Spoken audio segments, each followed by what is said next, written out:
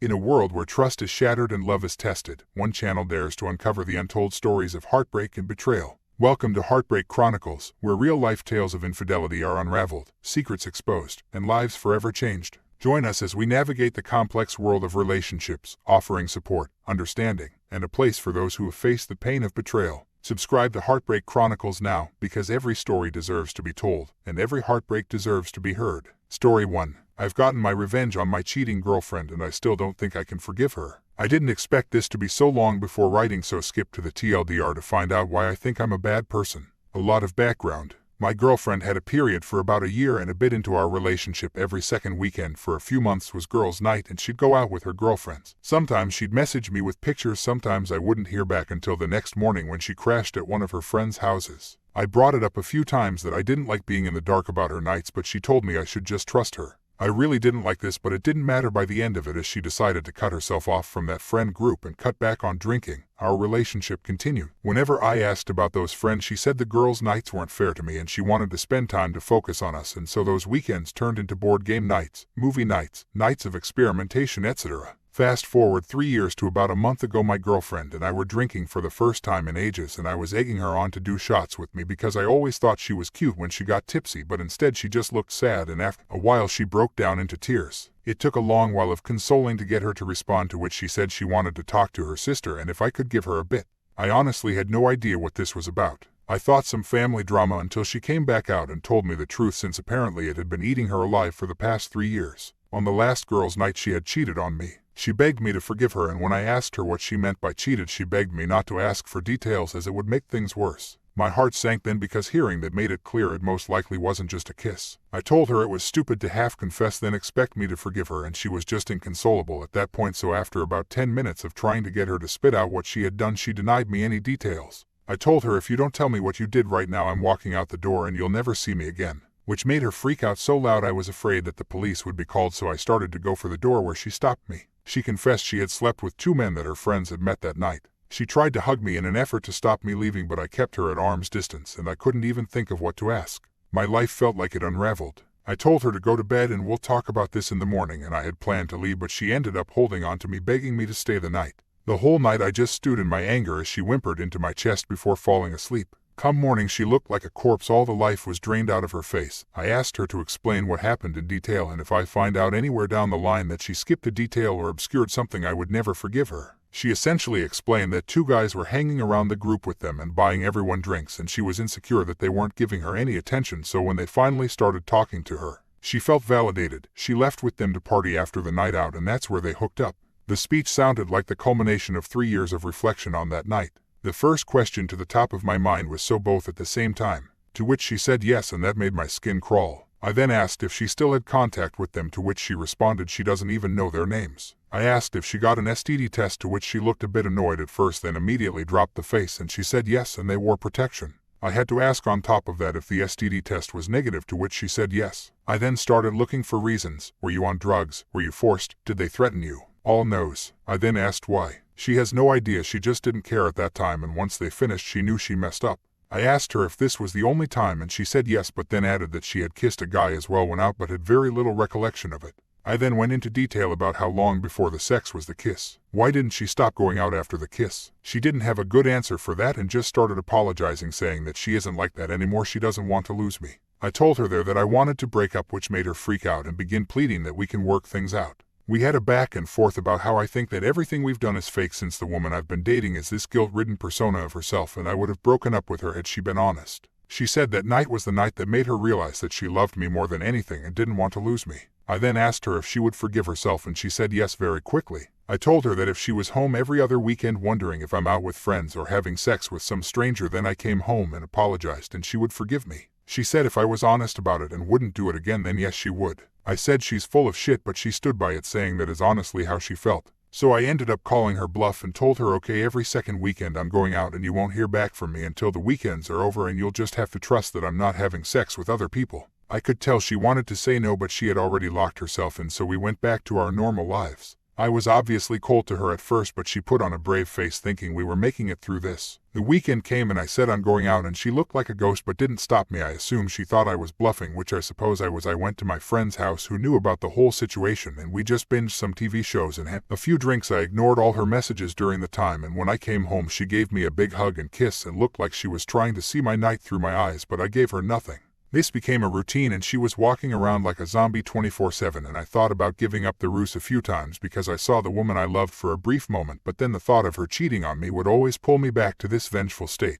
My friend told me what I'm doing is evil and I should just dump her if I can't forgive her, to which I agree. I'm not getting a kick out of seeing her dying inside. It honestly makes me feel awful because I know what a great loyal girlfriend she would be now, but I just can't love her anymore. I need to tell her now that there is nothing we can do to fix this. I can't move past what she did, but I'm worried about the fallout from this situation I've put her through. TLDR, my girlfriend cheated on me, so I made her agree to let me go out to cheat on her to show her how it feels. Story 2. I unintentionally have the best cheating ex-revenge story ever and I hate myself for it. I was in a relationship with this girl when we were both in college. Our relationship was very toxic and I now realize that a lot of that was me. I would get insecure and jealous over every little thing that she tried to do and would try to stop her from pursuing the things she likes because of this. One of the things she really got into was modeling. She started doing photo shoots with a pretty well-known photographer in our area, and this made me very upset at the time. This was almost a decade ago and I have become more mature since. I told her how I felt and we started to argue. In the end, there was pretty much an unspoken agreement that she would be allowed to continue her modeling thing.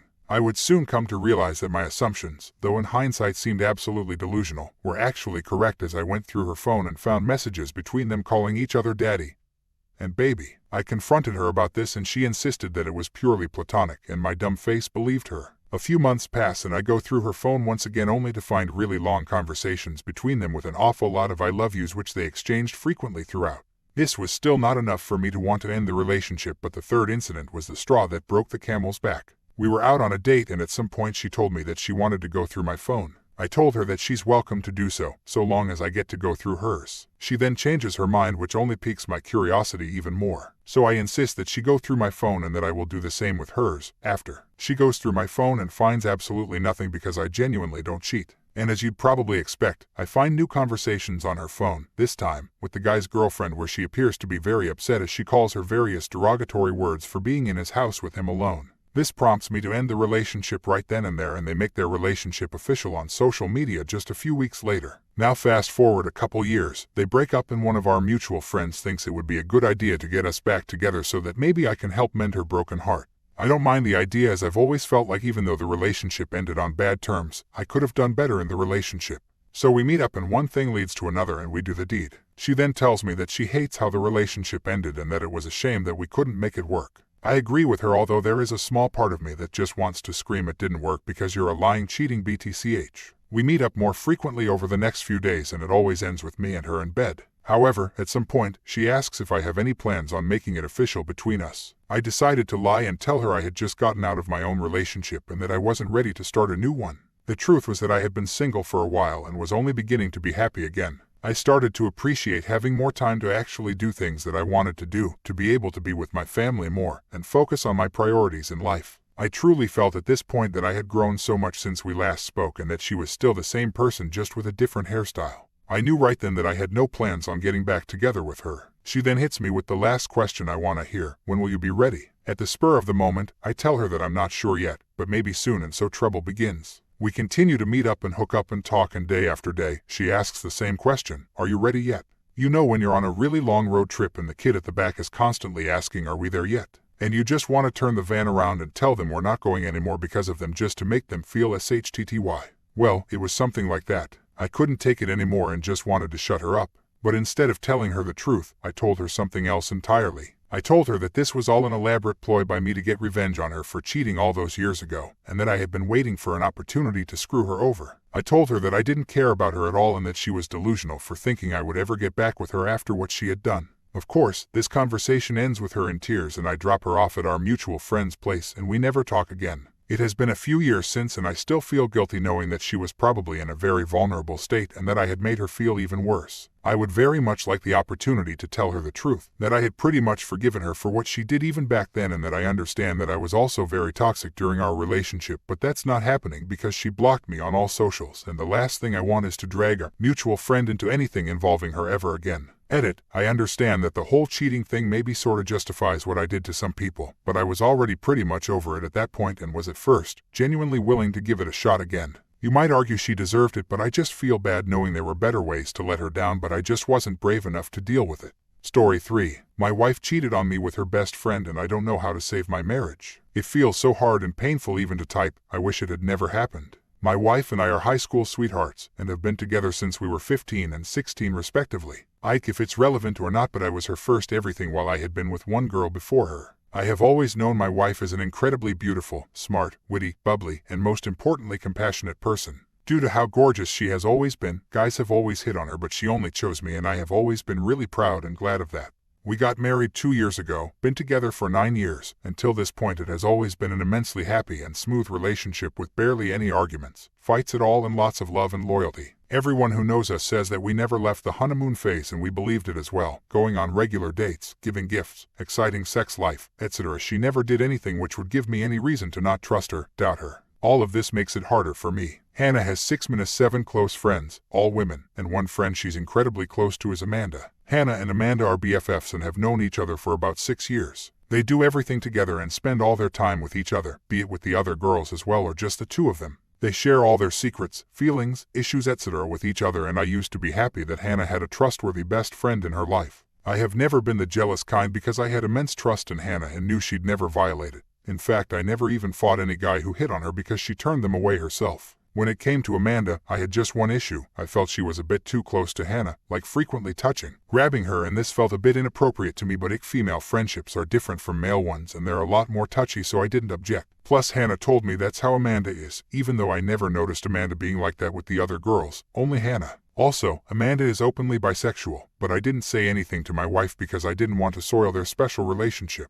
I think I've already given too much background, so let's come to the incident itself. Last weekend the girls were having a girls' night and going to a concert and then to a bar. They left from our place at around 7 p.m. and Hannah told me she'd be back by around 1 a.m. At roughly 12:50 a.m. I saw their Instagram post still at the bar, so I thought they were just having fun for longer and sent her a take care message. Eventually I drifted off to sleep since I wasn't really concerned because she was with friends and they're all responsible. She eventually came back home at around 6:30 in the morning with her hair and makeup messed up a little and she was avoiding eye contact with me and behaved oddly. She just went to sleep. This got me anxious, but I thought she was probably just really tired. I waited for her to wake up, which she did at around 12, and then took a shower. I asked her how the night was and she said it was good, but she didn't feel chatty or bubbly like usual. I sensed something was off, so I asked her what's wrong, but she didn't reply. Eventually, after about 10 minutes of me insisting that she tell me what's going on, she broke down in tears and hugged me and said she up and asked me not to hate her. At this point I had a mini heart attack and thought she had cheated on me with some guy. I asked her what she meant, and she told me that last night she slept with Amanda. This not only shocked me but confused me to the core. I calmed her down and told her to tell me everything in detail. As Hannah told me, after being done with the concert and the bar, most girls left but Amanda, Hannah, and 2 others went to Amanda's place for a while to relax before going home. This was around 2:30 a.m. After about 30 minutes the other 2 also left for their homes, so it was just Amanda and Hannah. At first they were just hanging out and having fun, having some wine. Then Amanda started flirting with Hannah, telling her how hot she is, and got handsy, and she just went with the flow because she was quite drunk and also because she was enjoying it. After a while of this, Amanda kissed my wife, which she says sent this strange pleasure down her body, so she didn't stop it and they ended up having sex. Even though I didn't want to listen more about my wife having sex with someone else, I pressed her for more details, like what exactly did they do and how long for, and very shamefully she said they did it for about 2 hours and told me what all they did, which is basically every sexual thing 2 girls can do to each other. I didn't say anything to her because I was stunned. She said she's really guilty and she loves me very much. I told her it's a lot for me and I need to think, so I left for a walk. Honestly, I don't even understand how to react. I talked to several friends and while some said it's just like regular cheating, some said it's not a big deal because it was with another girl. I'm confused because honestly, I am indeed a little bit relieved that it wasn't with some other guy as I suspected initially, but at the same time, even if it was a girl, it wasn't me, and she shouldn't have hooked up with anyone. And the thing which really hurts is that I have always been supportive of her, and had she told me that she wanted to sexually experiment with girls, I probably would have supported her because she's never been with anyone else, and to me a girl sleeping with a girl is not the same as doing it with a guy, which leads me to think that maybe I feel hurt not because she slept with Amanda but because she misused my trust and didn't consult me. I don't think I'd be able to make rational decisions right now, so I need advice about how to proceed. Apart from this, she has never done anything wrong throughout the relationship, and even now she's extremely apologetic since she knows I'm hurt and has been begging me not to leave her because she says she'll die if I leave her. What should I do? Update. A lot of people have been messaging me and commenting on my post asking for an update, so here it is. I received a lot of different advice on Reddit, most of which was to just leave her. I was already very upset and hurt, so I left to stay in a hotel for 3 days and told her I need time to make up my mind, and I might send her divorce papers, so be ready for that. She didn't try to manipulate me but begged me to decide anything with a clear mind and how much our marriage meant to her. During those 3 days I was miserable because I missed her a lot, though I was getting updates about her from my brother who kept checking on her, and she was miserable as well. So I moved back after 3 days but didn't talk to her a lot. She kept apologizing to me and doing everything she could, like cutting off all contact with Amanda, giving me her passwords, etc. I often found her crying alone, and even my brother and her sister, who she's really close with, told me how distraught she was over everything and depressed over ruining her marriage. After about a week of this, and after seeing how remorseful she was, I decided to sit down with her and talk. She freaked out when I said I wanted to talk. She probably thought I was going to talk about divorce, though I said I wanted to talk about how we are going to move forward. I don't remember the exact words, but I said something along the lines of, "While you did make a big mistake and I can't just forgive you for it yet since the hurt is still there, I want you to know that I love you. I know you love me. While I can't promise everything will be back to normal, I do want us to work on our marriage together and grow our magic back. Just know that I don't hate you and don't want you to think less of yourself. Learn from the mistake and never repeat it, but don't punish yourself more than necessary and lose yourself. I want you back, just the way you always were." When I was finished, she burst into tears and cried for a few minutes on my chest. She said that I had taken a massive burden off her heart and conscience. She thanked me heaps and said she'd never let anyone even touch her apart from me, and how grateful she was for the chance to be with her love. We both shared some of our deepest feelings about this incident and the relationship itself. It was an incredibly intimate heart-to-heart conversation, and we didn't hide anything. She also came clean about one more thing. She said when Amanda used to touch her, she sometimes used to get a little aroused, excited, and knew it was wrong, so she asked her a few times to dial down her touchiness, but also didn't want to lose her as a friend. This is important because it proves that my wife had emotional battles regarding her sexuality even before. I told her I really appreciated her opening up to me and quashing all the secrets. We kept on talking about the marriage, our wedding day, all our beautiful moments. She told me that she thinks she's bi and promised never to use it as an excuse to cheat again. I told her that in the future I might consider letting her explore other women without me, like a threesome or even just her and another woman, but only with my permission, and she agreed. For the first time in days, I saw my bubbly wife again. I also told her that I'm taking her on a date the next day, and she gleamed with joy. The date went incredibly well. I was surprised when she came from the room after getting dressed. She was wearing a beautiful red dress and looked stunning.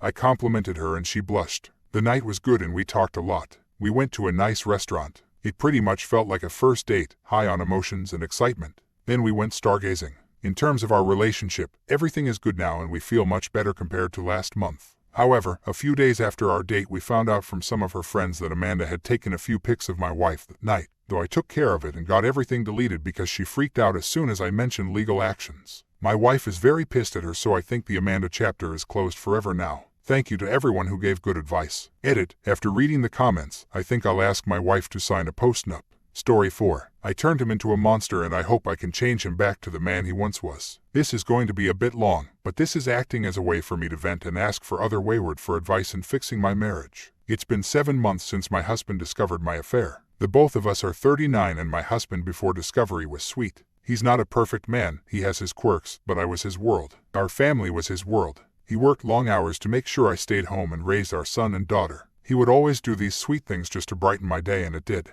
My husband was the opposite. In high school, he was rude, charming, and obnoxious, used to get into a lot of fights, and had a lot of girlfriends, and yet for some reason, the summer before senior year, he wanted to talk to me. I was the nerdy girl into video games, comic books, and cosplay. He was always nice to me ever since he moved into our town in 8th grade. He was different, his family was different, and everyone wanted to hang out with him. I was invited to my first party because of him. He taught me how to dance salsa and then he fell with the popular crowd and I thought that was it. But that summer he walked into the comic shop I was working in and just hung out all day talking to me and even walked me home. One day became many and we were dating by summer's end. I had the greatest senior year of my life. I was part of the popular crowd, and I went to so many parties, but my favorite moment was when it was just the two of us. Of course, I never slacked off. I studied hard and I made him study with me. We both got into the same college and we were married shortly after graduation. Our son came a year and a half later and our daughter 20 months after that. My husband worked hard for us during all this. He had trouble finding a job because he had no experience, so he worked odd jobs in construction, grave digging, janitorial, and as a receptionist, until he found a company that would give him a chance as a computer tech.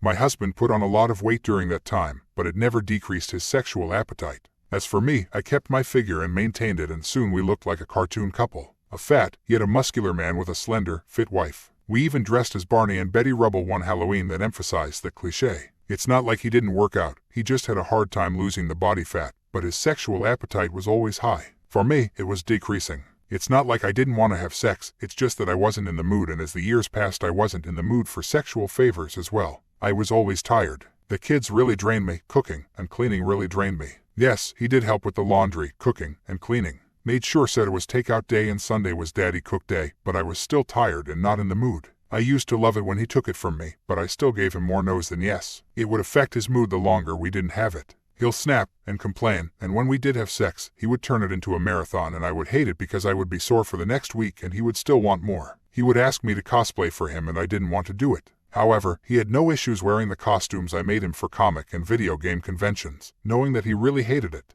Our lack of sex was a big issue for him. We even went to couple counseling and our counselor said my husband was a borderline sex addict, but only wanted to have sex with me. I then had myself checked out and from my examination, it turned out that I have low estrogen and was even given several medications for it, but it still didn't work. My doctor soon told me that I was suffering from female impotence, something that I thought was made up.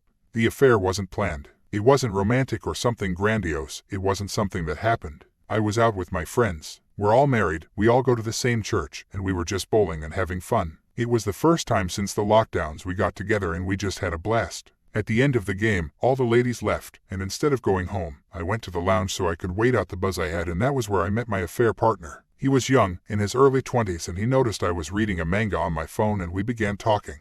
I wished I could blame it on the alcohol, but I was only buzzed. I wish I could blame it on being lonely, but my husband always wanted me and gave me plenty of attention. I wish I could say I had an unhappy marriage, but we were very happy. In all honesty, I still don't know why I did it. I mean, I know how it happened. We talked for a few hours, he flirted and I flirted back, he walked me to my car and he kissed me. Instead of pushing him away, I kissed him back and we had sex in the motel next door. But I don't know why I did it. It didn't last that long. At first, he tried to have me go down on him and I refused. We just went at it and it was very unsatisfying. About halfway through I realized what the hell I was doing and I shoved him off of me, apologized, got dressed, and left. When I came home, my husband was asleep with the kid on the sofa and I went into the shower and cried about what I did. I told myself it was a mistake and it would never happen again. When I came out of the shower, I let my husband and kids sleep on the sofa, went to bed, curled up into a ball, and cried myself to sleep. The next day, I wanted to tell him the truth, but I was too scared. So I pretended it never happened. For 5 weeks I pretended it never happened and I soon realized I was late.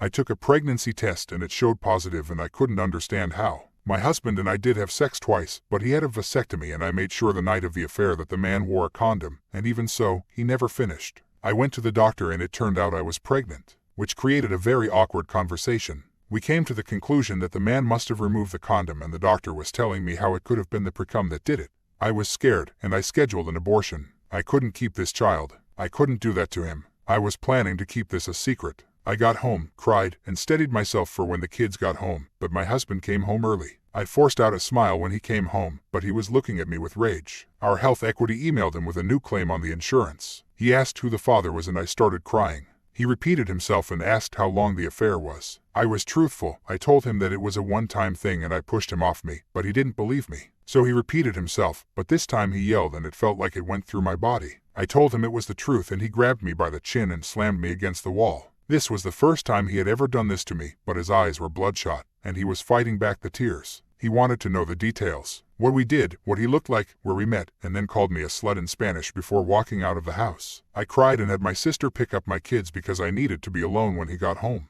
He didn't come home until after midnight. I met him by the door and gasped because he had a black eye, his shirt had bloodstains and his fists were bruised. I asked if he was okay, but he shoved me and told me that the blood wasn't his before entering the bathroom and slamming the door closed. I sat by the stairs, waiting for him to come out, and when he did, he sneered at me and went to the living room. Again I tried to talk to him, but I wanted to know who he fought with, but he ignored me at first. Eventually he looked at me and said, "Who do you think I had a fight with?" I turned white and he resumed watching TV. I went to the bowling alley the following day and asked around. Somehow my husband found out who the guy was and they fought. Fights in the alley are almost a daily thing in our town. It's to the point that unless someone is shot, stabbed, or killed, the sheriff won't bother showing up. For the next week, he kicked me out of our room and had me sleep on the sofa. I tried twice to sneak back onto the bed. The first time he yelled at me to get out, and the second time he shoved me off the bed. I just looked at him when I got off the floor and no words were said, but I went back to the sofa and cried. On the day of my abortion appointment, he told me that I better get it done, and I nodded. I was scared to do it alone, and he looked at me with such hate when I asked him to come with me and then told me to go F myself.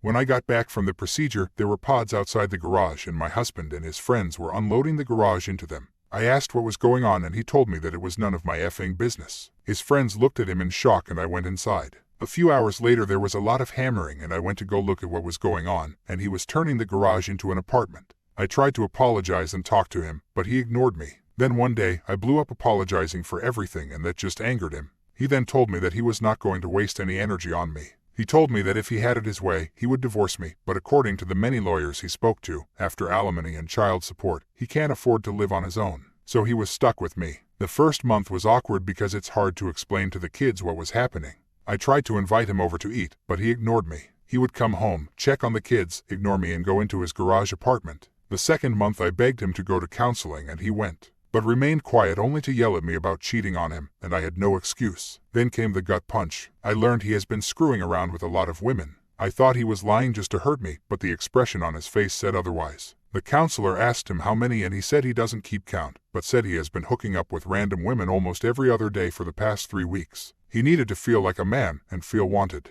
He has been using websites and apps, and when the counselor told him that 2 wrongs don't make a right, he fired back by telling her that it wasn't 2 wrongs. I was the one who cheated, broke our vows, lied, got pregnant, and tried to hide it. He's just trying to adapt to his new situation where we pretend to be the happy couple when we're outside, but are just roommates when we get home. It hurt me, but to me, I saw this as a way to still win him back. The following month he began to talk to various women in front of me, and this time I had enough, and I told him that I wanted a divorce and he laughed at me. Told me to go right ahead, but he would make sure everyone knows what happened. He would scream it from the hills, post it on our family's Facebook page, and place it in our annual holiday newsletter to all of our friends and family. That quickly shut me up and he told me to leave, but I didn't want to. We argued and argued. It felt good to get some sort of emotion from him, and somehow we ended up having sex that lasted for hours. When we were done I was happy. I thought we were healing, but he told me to get out, that my usefulness outweighed my welcome. I couldn't believe he said that to me, but I left. For the past few months now it's been that way. Every once in a while we will hook up and he will kick me out as soon as he is finished. He will still go out and I know he's still hooking up with different women.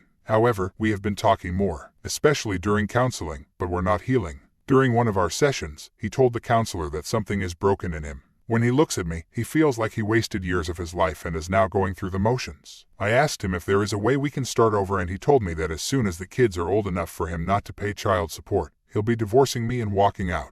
If he's so dead set on divorcing me, then why still go to counseling every week? I'm convinced that he's just saying these things just to hurt me. The other day was our anniversary and our family threw us a party. He played the part of a happy husband and I hated myself for what I did to him. Missed the way our marriage used to be. The way he held my hand and kissed my cheek during the party. Even the sappy speech he made, I wanted to believe it. When we got home, he put the kids to bed and I tried to initiate sex, and we did, but as soon as it was over, he got up and left. I begged him to stay, but he just ignored me and I cried myself to sleep. I need help. I want my husband back. I want our life back. Is there any wayward who has been through this or something similar who can give me advice on fixing this marriage? Please help me.